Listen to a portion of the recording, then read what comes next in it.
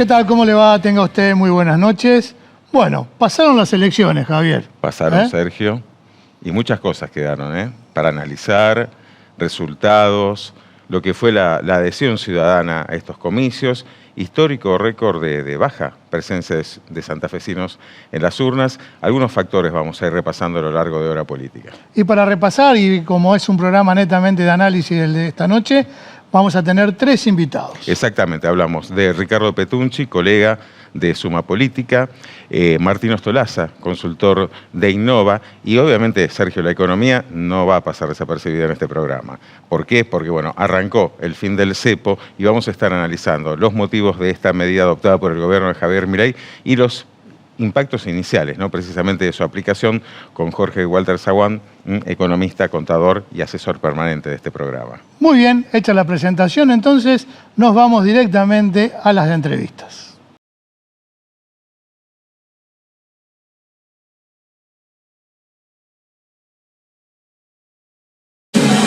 Único Desarrollos Inmobiliarios. La oportunidad de invertir en tu futuro. Financiación exclusiva y a tu medida. Elegí tu desarrollo adecuado. Único Bizart, Único Golf, Único Corrientes. Con la garantía y respaldo de Autocrédito. Desarrollos Inmobiliarios.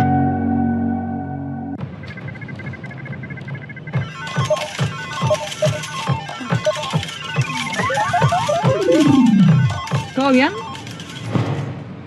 Apostar nunca es un juego. Rompe el silencio. Pedí ayuda. Innova, opinión pública. Lo serio está cerca. Cámara de Diputadas y Diputados de la provincia de Santa Fe. Bloque Unión Cívica Radical. ¿Conocés la nueva forma de comprar en el Emporio de la Zapatilla? Conocelo ahora. elemporiodelaZapatilla.com. Cámara de Diputadas y Diputados de la provincia de Santa Fe. Bloque Compromiso Justicialista.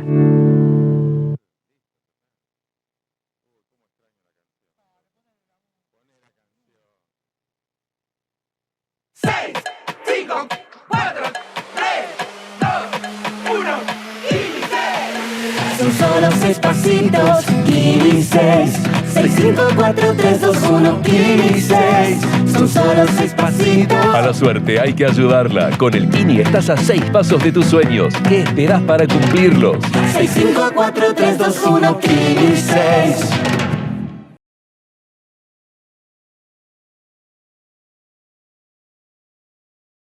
Muy bien, recibimos ahora a Martín Ostolaza, consultor político titular de Innova. Bueno, el trabajo de relevamiento que hicieron no necesitó margen de error, acertaron casi todo, así que me imagino que con este resultado electoral nada los sorprendió. No, siempre hay alguna sorpresa, pero en líneas generales estaba lo grueso, depende de las categorías, estaba en lo previsto. Les decía fuera de cámara que cuando al otro día las encuestas no son noticias, porque las encuestas estuvieron más acertadas que erradas, porque si no ya es un cliché del día después de las elecciones. Si las elecciones representan sorpresas, caer con las encuestas así en plural fallaron. En este caso hoy no somos noticia, así que quiere decir que sí, que anduvieron bien. Fundamentalmente en el plano del gobernador, que se presuponía una diferencia muy amplia por sobre el segundo. La diferencia que se presuponía era de 20 puntos, como casi terminó sucediendo, 19, 20 puntos. Se presuponía que entre el segundo y el quinto la diferencia iba a ser muy menor. Lo que resultaba dificultoso era ver cómo se iba a escalonar esas posiciones entre el 2 y el quinto. Eso en el plano provincial. Se presuponía también que el peronismo iba a estar alrededor de los 25 puntos. Lo que sí resultó sorprendente fue la gran diferencia de Monteverde a Lewandowski, que tiene explicaciones que escapan a una investigación, salvo que esté haciendo una investigación, un tracking diario, incluso el día de la elección, pero las explicaciones son más de índole política que de índole de medición. Me parece que ahí se explica por una cuestión básicamente que la estructura del peronismo pudo trabajar y movilizar el voto con mayor fuerza que en el caso de Lewandowski. Una de las explicaciones también se da por Lewandowski. En el caso de Lewandowski, donde tuvo intendentes afines, como en el caso de Funes y Reconquista, hizo buenas elecciones ganando a Monteverde. En el caso donde eso no tuvo Lewandowski, prácticamente Monteverde le ganó a lo ancho y a lo largo de toda la provincia. En el plano departamental se presuponía también una elección pareja entre Aleart y Ciro Seixas. Al principio parecía que Aleart le ganaba con facilidad, después había cierta presunción de paridad. Terminó ganando Aleart, no abrumadoramente, pero sí ganando por una diferencia de 4 o 5 puntos aproximadamente. En el otro caso de la segunda interna, el segundo pelotón de interna, que era Martínez contra Santa Croce, también, digamos, la ventaja siempre la tuvo en líneas generales Germán Martínez, también, por esto mismo que le por pasó. El aparato que se por le aparato, llama. por movilización, por básicamente gente pidiendo tu voto. Y en el plano local creo que fue lo más, en líneas generales, lo más acertado en el plano rosarino, digamos, donde en el nombre por nombre era Juan Pedro el que iba a triunfar, segundo Monteverde, tercero Lavairú y cuarto ya ahí un pelotón de 3 o 4 candidatos, Zuckerman, Cavatorta, Gavira, que bueno, era difícil ahí, pero una paridad que después se termina ordenando. Eso también estaba bastante anticipado. Sí, y después bastante anticipado cierta paridad de frentes que resultaba una incógnita cómo iban a terminar ordenándose. Sí, Unidos iba a tener dificultad para ser el frente más votado, pero bueno, no se sabía si el peronismo, por la suma de lo que iban a aportar los que competían adentro del frente de Monteverde, iban a hacer que esa alianza superara a la Libertad Avanza, cosa que terminó sucediendo. ¿Y qué factores tallan para Unidos, que hace una buena elección, pero con una baja de cantidad de votos en contraste con el resto de la provincia o los departamentos? Rosario, la capital provincial. ¿Qué puede haber tallado en esta decisión?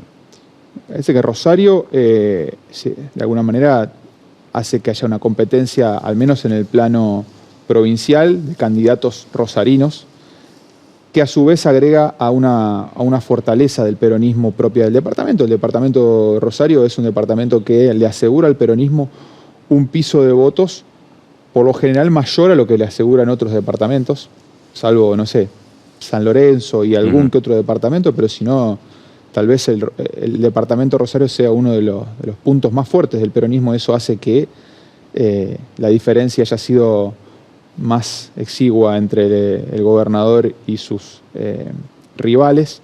Y en la capital, tal vez más que el peronismo, porque en definitiva los 3 candidatos del peronismo eran rosarinos, que en la capital tenían un nivel de conocimiento y una intención de voto bastante menor, cosa que terminó resultando. Bueno, ahí me parece que sectores más conservadores se sienten también, le dan mayor, de alguna manera, posibilidades a Granata, que lo que terminó también, nosotros teníamos a Granata bien parada en la capital y teníamos a la locomotora Olivera también bien parada en la capital, que es donde se explica fundamentalmente su hazaña. Y que indudablemente va a ser un factor de negociación clave para el oficialismo en la próxima convención constituyente, ¿no? Sin duda, sin duda. Cuando ustedes hacen la lectura de la elección de Puyaro en Rosario, y paradójicamente en Rosario Capital no tuvo la diferencia que obtuvo en el resto de la provincia, ¿ustedes lo vinculan, lo linkean con que a lo mejor no se puso en valor el tema de la seguridad o por parte de Rosarino, o no tiene nada que ver? No, porque eso lo tenemos bastante bien medido y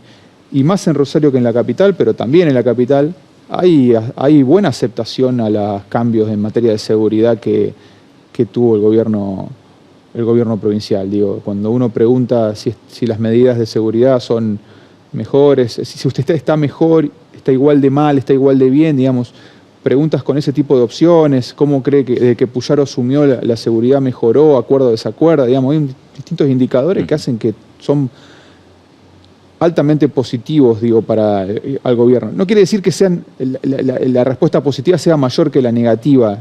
A veces sí, a veces no, va variando. Obviamente hay un episodio y moviliza y hay que seguirlo con bastante frecuencia para ver una estabilidad en eso. Pero sí hay una aceptación de no menos del 45% de las políticas de seguridad. Me parece que se explica más por la oferta electoral y la competitividad electoral en esos lugares puntuales que por una evaluación de gestión o de políticas públicas hacia el gobierno provincial. O sea que es un error de análisis cuando se dice Puyaro perdió 500.000 votos con respecto a la última elección cuando ganó para gobernador. Ese análisis se hace si se compara las generales del 2023. Si se compara PASO 2023, donde estaba la interna, no hay casi pérdida electoral de PASO, y esto es una elección atípica. Claro. Que digamos, la invitación electoral de origen es una PASO legislativa con el agregado atípico de la convencional. Entonces, y si uno ve lo que sucedió en términos de clima electoral, de participación, etcétera, tuvo más componentes legislativos que ejecutivos. Entonces, comparar, yo no digo que esté mal, lo que digo es que hay que al menos ser más cauteloso a la hora de la comparación directa con una elección generales a gobernador, cuando esto no tuvo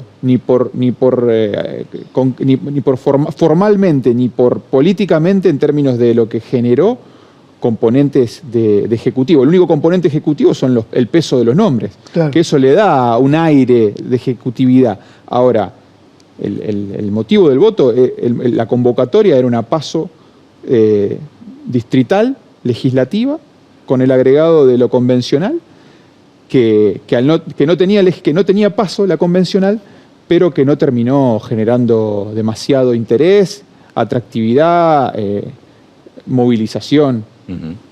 Se dijo que el peronismo en esta elección de ayer también era como que jugaba una interna a cielo abierto, ¿no?, respecto del futuro liderazgo. A la luz de los resultados, con el desempeño de Juan Monteverde, ¿puede ser una figura que encarne lo que es la recuperación del PJ desde 2023? Es prematuro, sí, lo que creo que derramó algo en el peronismo que hasta el sábado era incierto y era una incógnita. Me parece que le permitió en algún punto al panperonismo recuperar cierta energía, fundamentalmente apoyado en él, en Corsalini, que en definitiva fueron las dos figuras de ese espacio con visibilidad política para cargarse la elección. Si uno ve cómo se movilizaron los principales integrantes de esa lista, fundamentalmente Giuliano y Rodenas, tuvieron una participación muy menor públicamente en la campaña. Me parece que, sumado a Rosario, hacer el frente de concejales más votado, le permite al peronismo recuperar un poco de oxígeno. Hubiese sido un gran problema para el peronismo formal, institucional, partidario, perder con Lewandowski. Ahora el problema lo tiene Lewandowski en ese caso. Pero bueno, al menos le permite un poco de aire, un poco de... Se tonifica. De espíritu que le implique de ahora en más ir a... También más allá de lo que sucedió, el peronismo también no dejó de perder 13 de sus 19 departamentos. Bueno, en realidad hay otros departamentos que tampoco los ganó, que los ganó la Libertad Avanza. Entonces hay que ver todo el vaso como para sacar un análisis un poco más completo. ¿Qué lectura hacen de la cantidad de votantes? La cantidad de votantes está claro que fue baja, pero si uno ve la curva es descendente. No es que punto más, punto menos, a lo mejor rompió un descenso un poquito mayor, porcentualmente hablando, esta elección. Pero está claro que la curva viene en caída de participación. O sea que esto reconfirma algo que viene sucediendo sistemáticamente elección tras elección, digo, fundamentalmente en el plano de las elecciones legislativas. Martín, muchísimas gracias. Gracias a ustedes por la invitación. Muy bien, nosotros seguimos en Hora Política.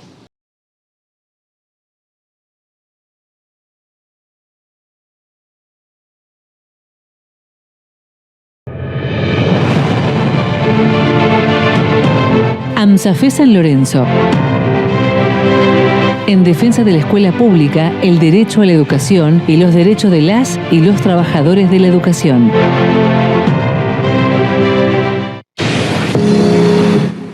Cámara de Diputados de la Provincia de Santa Fe. Bloque de Diputados PRO.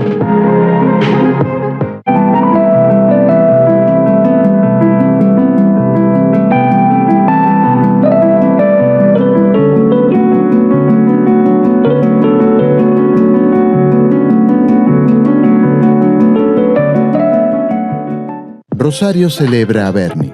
Desde el 28 de marzo, en el Museo Castañino, te invitamos a visitar Berni Infinito. Lo recordamos con una muestra que reúne más de 70 obras, intervenciones, instalaciones y propuestas para las infancias. Más info en rosario.gov.ar. Organiza Municipalidad de Rosario. Sindicato Luz y Fuerza Rosario, un gremio comprometido siempre con la gente y en acción solidaria permanente. Sindicato Luz y Fuerza Rosario, siempre con la gente. Cámara de Diputadas y Diputados de la Provincia de Santa Fe. Bloque Hacemos Santa Fe. Asociación del Personal Legislativo de Santa Fe. Un gremio de la democracia.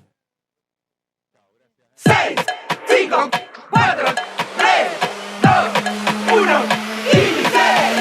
Son solo 6 pasitos, 6, 5, 4, 3, 2, 1, 6. Son solo 6 pasitos. A la suerte hay que ayudarla. Con el Kini estás a 6 pasos de tus sueños. ¿Qué esperás para cumplirlos? 6, 5, 4, 3, 2, 1, 6.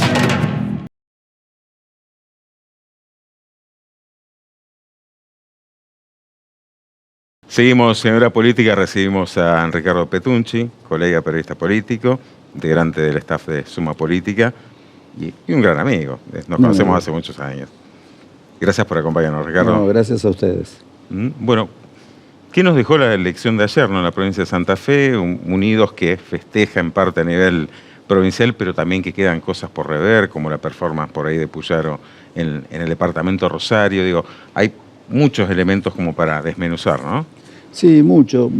Lo de Puyaro, Rosario y la capital me parece que son los dos departamentos donde hay un llamado de atención, ¿no?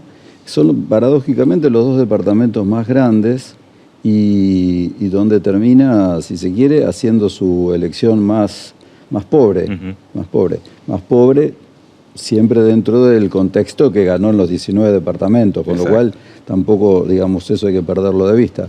Pero sí, Rosario, la capital, es donde aparece allí, si se quiere, algún llamado de atención para Unidos y para la gestión. En el departamento Rosario particularmente, no es fácil extrapolar, pero si hacemos esa especulación, los votos del peronismo sumados le ganarían a Puyaro en el departamento, le ganarían claramente. Habría que sumar Monteverde, Lewandowski, Zuckerman, que no necesariamente, si fuesen en la misma lista, retendrían todos los votos, eso hay que aclararlo. Pero bueno, especulando y sumados le podrían ganar. No así en la capital, donde el peronismo hace una mala elección. De hecho, Amalia Granata sale segundo y tercero La Libertad Avanza. Pero hay algo ahí que me parece que la ciudadanía de los grandes conglomerados le mandó un mensaje al gobierno. Habrá que ver con el paso de los días y del tiempo qué fue precisamente lo que le está demandando, ¿no? No es tan fácil, me parece, por lo menos así ya hoy, determinar qué fue lo que le dijo la ciudadanía. ¿Cómo imaginás, Ricardo, el funcionamiento de esa asamblea para que el oficialismo tenga mayoría? Porque va a tener que negociar para tener por lo menos una mayoría que le permita imponer los criterios. Mira, yo creo que es como dijo el gobernador, va a tener alianzas que no van a ser fijas, sino que van a ser alianzas que se van a ir moviendo de acuerdo a los temas.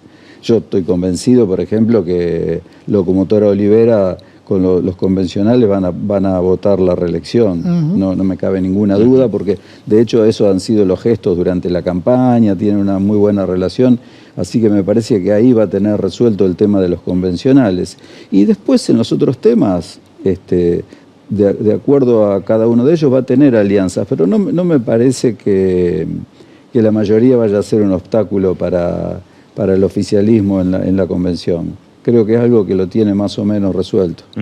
Y en este peronismo que llegó a las urnas superatomizado, digamos, ahora la figura de Juan Monteverde con su performance en Santa Fe, en la provincia y en Rosario puntualmente, ¿puede llegar a consolidarse como la figura que baraje de nuevo en el espacio? Mirá, yo sería cuidadoso, porque me parece que la política santafesina nos está dando algunas señales en ese sentido, ¿no? Pensemos en Lewandowski, por ejemplo. Pensemos en Lewandowski, que la última elección fue el candidato del peronismo y ayer hizo una elección muy pobre. O sea, de hecho no ganó ninguno de los departamentos, no fue ni siquiera el candidato del peronismo más votado. Pensemos en Zuckerman, que fue el último candidato a intendente. Flojísima elección. En Ciro Seixas, que había competido en 2 elecciones y había ganado las 2. Y ayer, cuando se presenta con alguien o tiene que competir con alguien de su mismo perfil y con su misma, si se quiere, historia previa, termina perdiendo. Yo, me parece que Monteverde tiene una construcción, a diferencia de otros candidatos, que le va a asegurar, me parece, un cierto piso y una cierta estabilidad. Pero todo en política es volátil, no podemos decir que ningún candidato vino para quedarse. Yo no me atrevería tanto. Sí es cierto que Monteverde a esta altura tiene un recorrido, tiene muchas elecciones, tiene ganadas, tiene perdidas, y siempre cada paso que ha dado han sido pasos firmes. Aún no ganando, ha salido fortalecido, porque yo creo que hasta la derrota, cuando fue candidato a intendente con Hapkin, esa derrota, él salió bien parado ahí, salió fortalecido. Sí.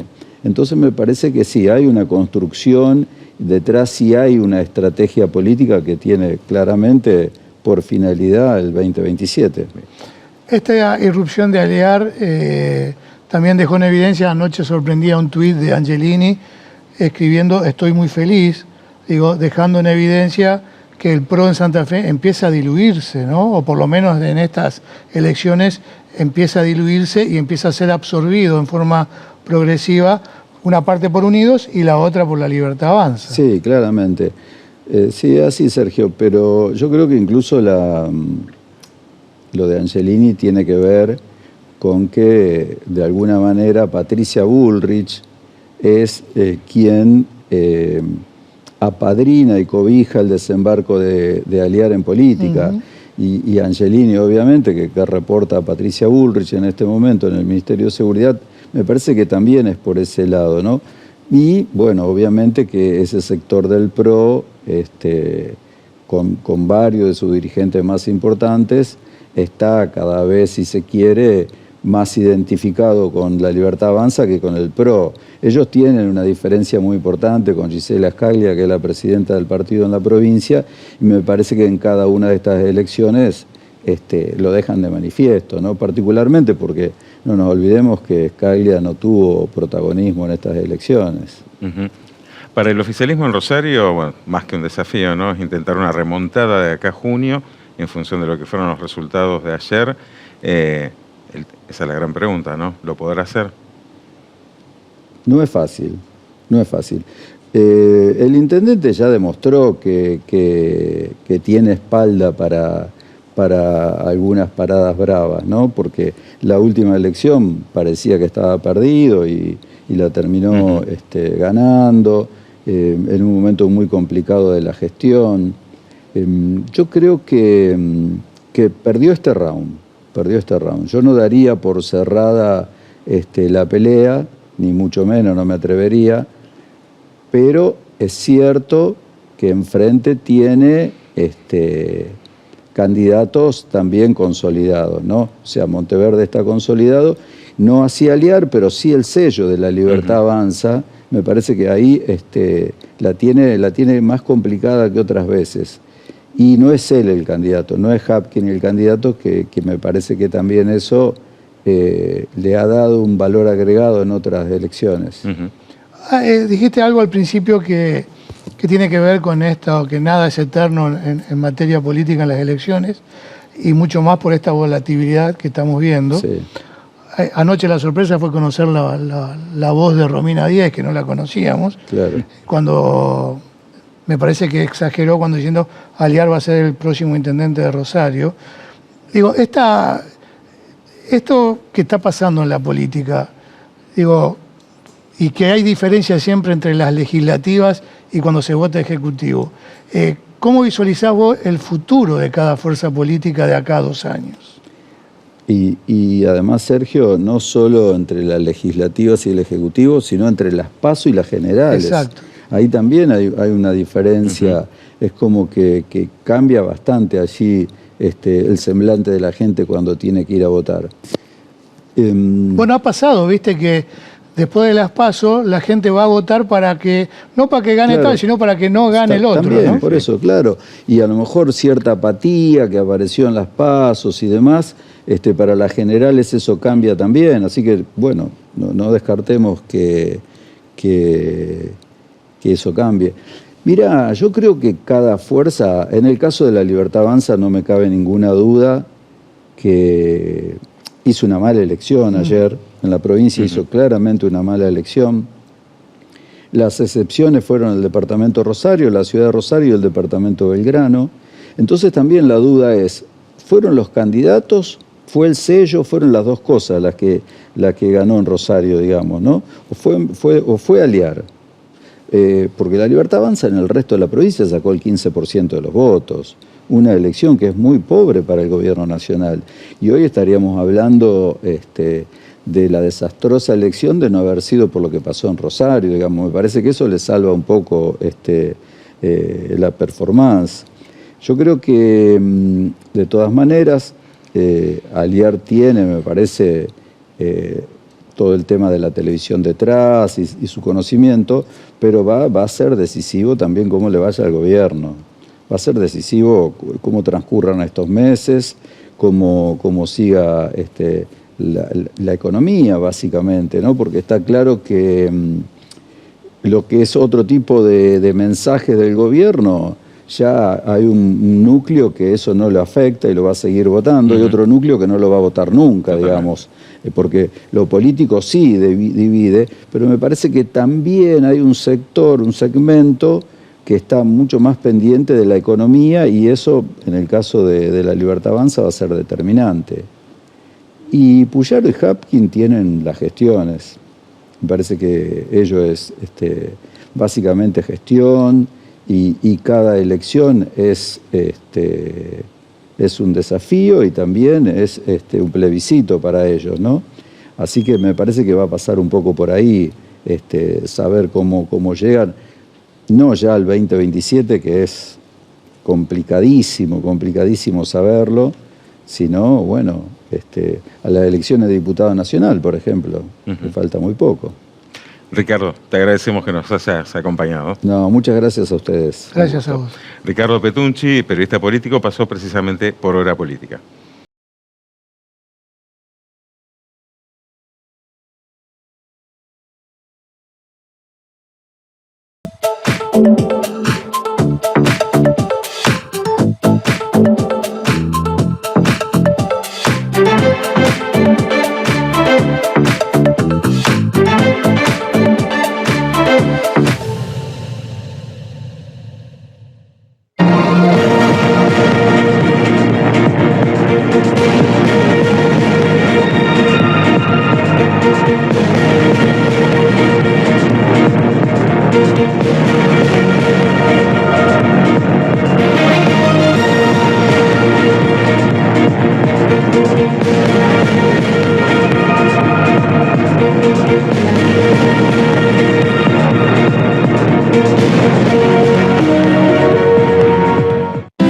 Escuchar para legislar, dialogar para garantizar derechos y construir una provincia más justa.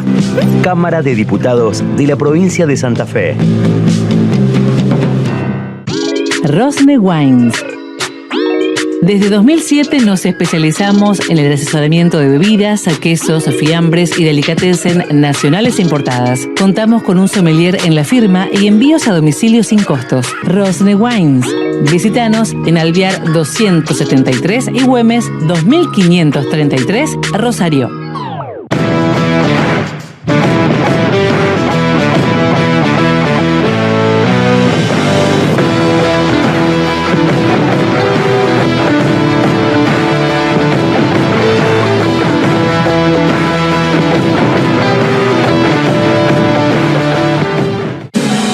Único Desarrollos Inmobiliarios. La oportunidad de invertir en tu futuro. Financiación exclusiva y a tu medida. Elegí tu desarrollo adecuado. Único Bizart, Único Golf, Único Corrientes.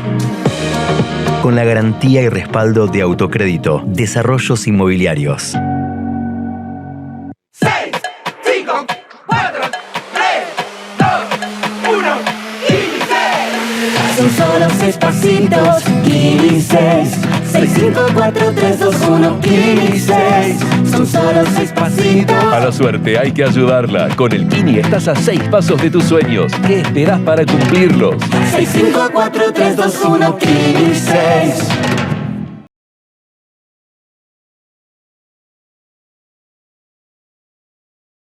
Muy bien, seguimos en Hora Política y en este bloque, ya pasados los avatares políticos, nos metemos de lleno a la cuestión económica con nuestro gurú, nuestro analista económico preferido, que es Jorge Walter Zaguán. Jorge, bienvenido. ¿Qué tal, Sergio? Viste que ahora está utilizado. Se usa el tema del gurú en economía. No, bueno, yo no me siento un gurú de nada. Gurú de nada. Jorge, digo, bueno, estamos en un sistema de flotación cambiaria, salimos del cepo. Para nosotros, los ciudadanos de a pie, digo, ¿qué significa todo esto? Bueno, lo primero que hace el gobierno es dejar atrás la tablita o el crawling peg, como se le decía de una manera más linda, para ir directamente a un tipo de cambio que va a flotar entre 1.000 pesos como mínimo y 1.400 pesos como máximo. ¿Esto qué quiere decir? Que el gobierno, si ve que el tipo de cambio está por pasar los 1.400 pesos, está autorizado por el board del fondo a comenzar a vender divisas y reservas a los fines de mantenerlo en esa convergencia. Se va a ir actualizando un 1% mensual estos topes, así como un 1% digamos hacia abajo la brecha, el piso que tiene. Respecto de cómo nos afecta a nosotros, bueno, en el día de hoy ya la cotización de la divisa estuvo en el orden de los 1.200, había mucha incertidumbre, que si iba a estar en 1.400, que iban a arrancar en ese valor. Es más, un presidente de una cadena de venta de electrodomésticos dijo que después de las 5 de la tarde, después de los anuncios, vendieron más electrodomésticos que en los primeros 3 meses del año. O sea que la gente tenía mucha incertidumbre al respecto. Pero bueno, en términos prácticos yo creo que el valor del dólar va a estar en una convergencia de 1.200 pesos, quizá probablemente menos cuando empiecen a llegar los fondos. O sea, ya mañana el fondo anunció que va a desembolsar 15.000 millones de dólares directamente a la Argentina en un primer momento, o 12.000 ahora y después hasta junio 2.000 después y 1.000 más, con lo cual Argentina va a tener reservas y esta fortaleza en las reservas va a hacer que el dólar en unos primeros momentos no supere los 1.200, que implica en términos prácticos un 10% de evaluación.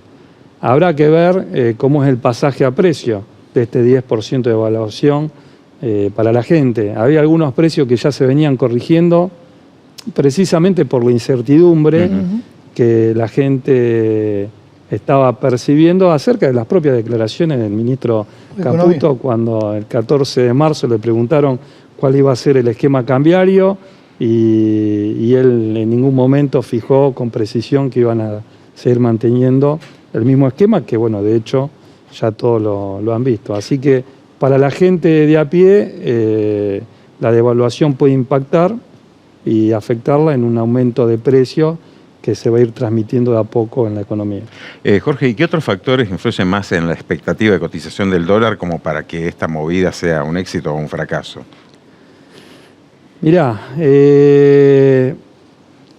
al tener una asistencia financiera tan grande, que, bueno, además de los 20.000 millones de dólares del fondo, que lo van a poner a lo largo del año 2025, hay aparte acuerdos con otros organismos multilaterales, se calculan en total unos 23.000 millones de dólares que pueden llegar a venir a la Argentina, o 25.000, de los cuales 19.000 se estima que van a venir en el 2025. La venida de Scott Bessent, digamos, que es el ministro de Economía de Trump, por decirlo de alguna manera un poco más casera, eso realmente demuestra el interés que tiene, no de Trump como amigo de Milei, sino de Estados Unidos, digamos, con respecto a la Argentina, como un objetivo geopolítico respecto, bueno, a petróleo, minerales y otro tipo de tierras raras que, bueno, Argentina por suerte dispone. Jorge, ¿cómo impacta, si impacta para bien o no, para el sector productivo, digo, para la industria, para las pymes, no sé si llamarlo sinceramiento del precio del dólar, no sé cómo llamarlo? Bueno, a ver, en el estudio yo tengo la problemática de muchas industrias que estaban sufriendo realmente un tipo de cambio atrasado. Digamos, realmente ahora se puede decir que el tipo de cambio estaba atrasado, que realmente prácticamente les impide competir contra las importaciones que se hacen de China y muchas se tienen que ir reconvirtiendo. La política, digamos, a contramano que tenía Milei respecto a poner aranceles respecto de productos importados, por lo menos se ve compensada ahora con un tipo de cambio un poco mayor que le permita o que le sirva como una pequeña barrera más a la industria argentina respecto de los productos importados.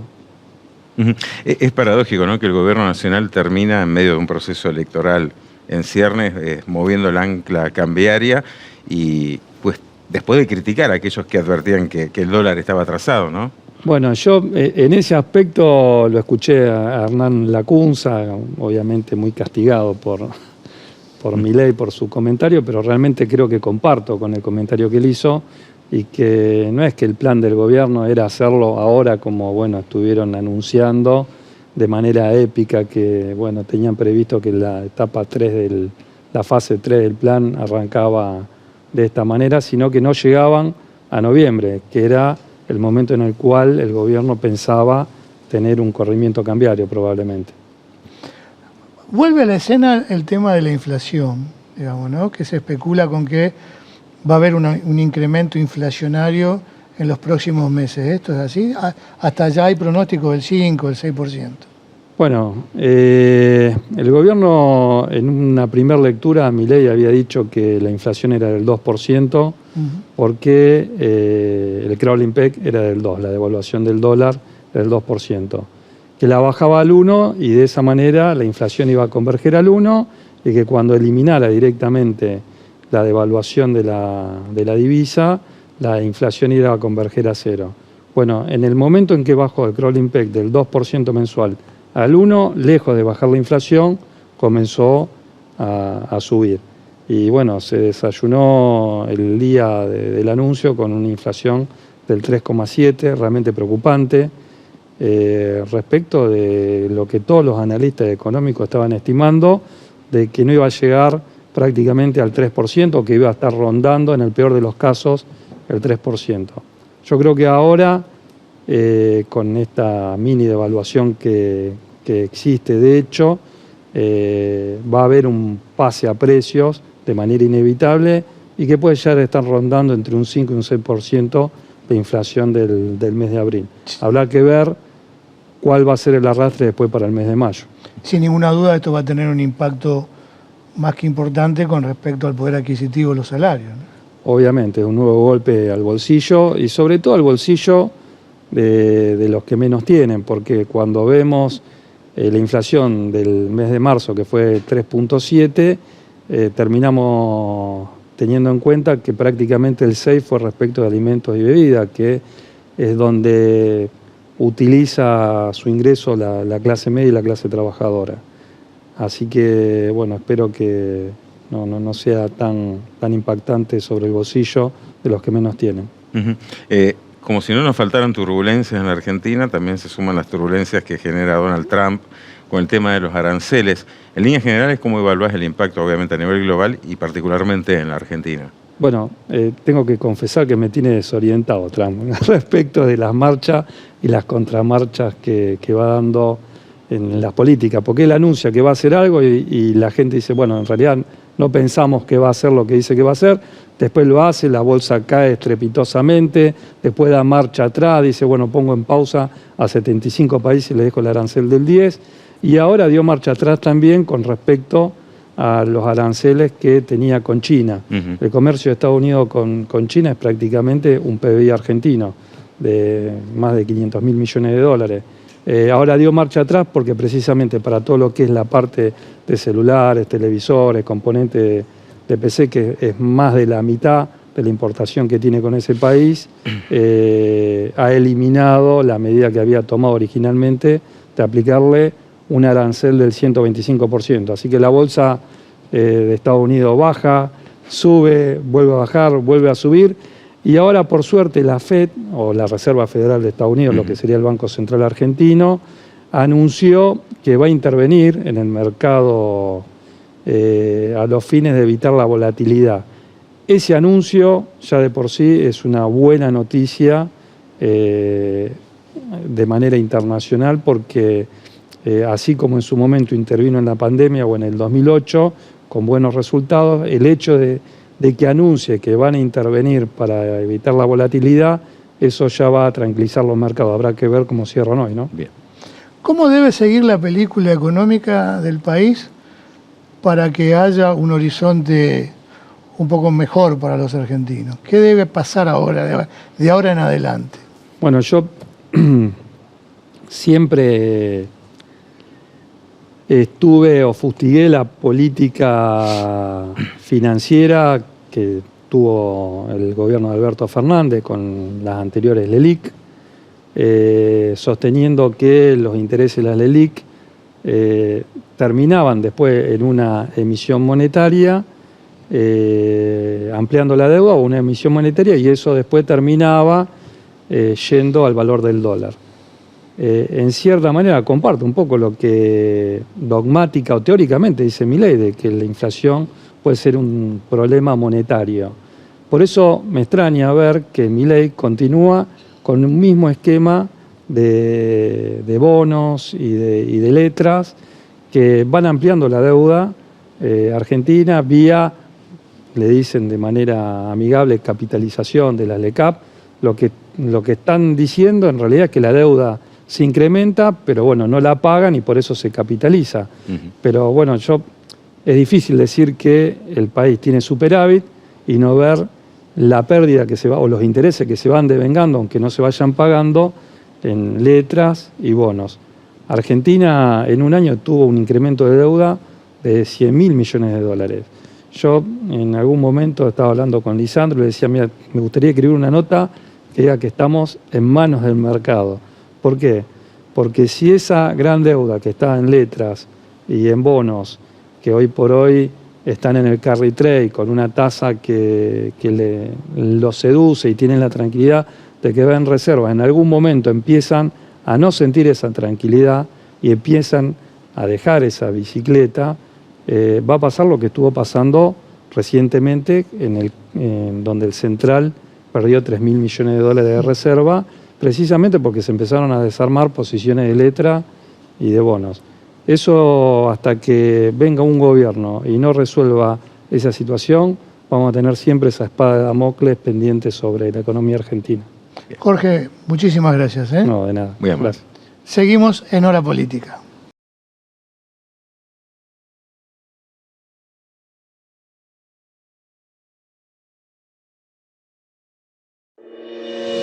Cada mañana, los que trabajamos la tierra, renovamos nuestro compromiso con el futuro. Porque la agricultura es innovación y en cada campaña nos reinventamos. Por eso, para superar nuestros propios rindes, elegimos la marca que nos acompaña desde siempre. Somos Apache. Aprendemos del campo. Cámara de Senadores de la Provincia de Santa Fe. Bregando por el bienestar de todos los santafesinos. La elegancia para el hombre en ropa formal y elegante sport está en Brunos. Casamientos, graduaciones, eventos, indumentaria empresarial. Todo lo encontrás en Brunos, en el corazón del centro rosarino. Rioja 1076, casi esquina Sarmiento. Horario corrido. Brunos. Seguinos en nuestras redes. Cámara de Diputadas y Diputados de la Provincia de Santa Fe.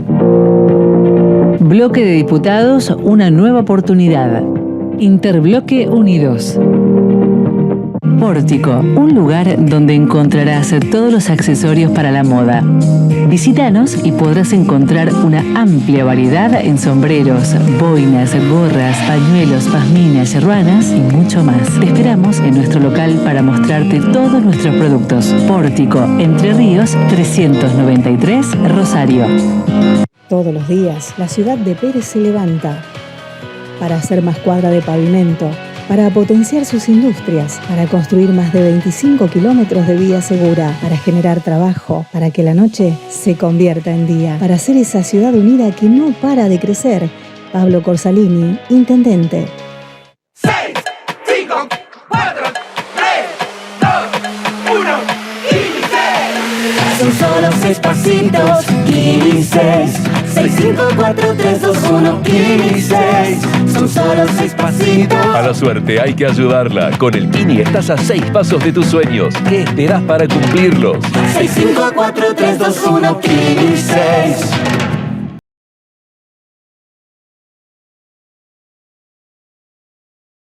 Bueno, hechos los análisis políticos y económicos, Javier, te toca a vos ahora. Bueno, vamos a hacer un repaso, Sergio, de lo que fue esta elección concurrente, ¿no? Como las hemos definido en la provincia de Santa Fe. Por un lado, la selección de candidatos a la departamentales y por distrito, la convención que se va a encargar de reformar la Carta Magna Provincial y también las PASO locales. Unidos, de la mano de Maximiliano Puyaro como cabeza de lista, logra una amplia diferencia, ¿no? con sus rivales en la categoría convencional por distrito único. Claro, es contundente la victoria, tiene un buen número, pero no alcanza la mayoría necesaria para allanar el camino a la reforma que pretende hoy por hoy el oficialismo. De todos modos, ya se especulan con la apertura de canales de negociación, sobre todo con un sector político, el Frente de la Esperanza, o por la Esperanza, que tiene a la exboxeadora Alejandra Locomotora Oliveras como referente, que obtuvo, fue la sorpresa en gran parte, 3 bancas que obviamente ya por contactos y pronunciamientos previos a esta elección presuponen que hay una buena sintonía a la hora de materializar la convención constituyente con el oficialismo.